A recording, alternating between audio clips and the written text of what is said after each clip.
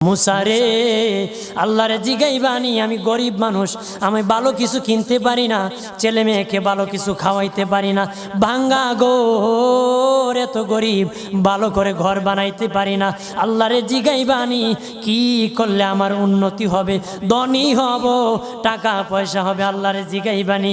আল্লাহ মুসা নবী কই ঠিক আছে, আল্লাহরে জিগাইব তুমি কেমনে ধনী হইবা।